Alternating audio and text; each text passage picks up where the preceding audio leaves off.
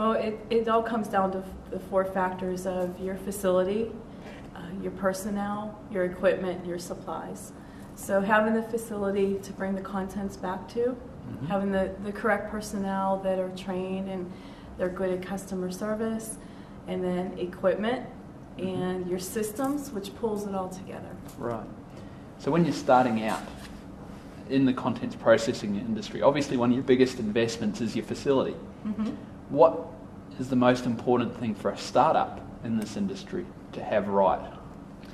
The most important thing would be your personnel, because they're the core. Without a good core of people that have the customer service skills, then you really can't do anything. Even if you have a nice building, you have all the equipment, and you have systems, if there's no one there to really perform, then it doesn't mean anything. Right. And so the facility initially doesn't have to be that elaborate if you've got the right people in place?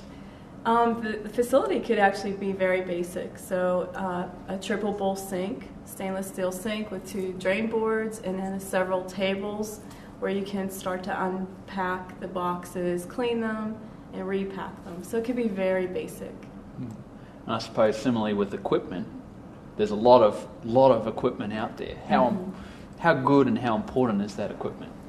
Again, you can start with basically no equipment and clean everything by hand at the sinks.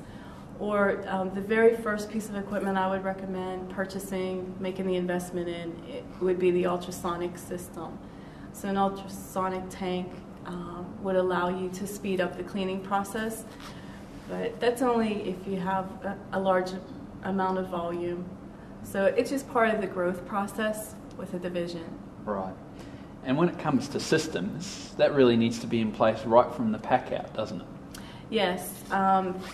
When we meet with the homeowner, it's really important to have systems and forms so they realize that we have parameters and we have a system, a way that we're going to perform their pack out. And it actually gives us a lot more, it reduces our liabilities. And so it's really important to have the systems in place. Right. How can a good system, and specifically a good system in the pack out, reduce your liability? Well, it's going to provide you with photos, either hundreds or thousands of photos per pack out job. And then those photos are used to document any kind of pre-existing damage and to be able to relocate those contents later on so that everything is returned to the homeowner in a safe condition. Right.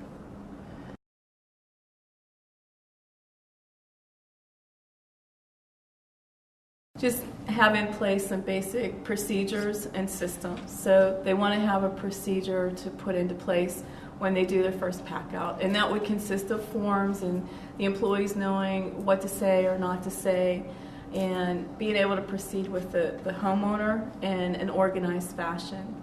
Right.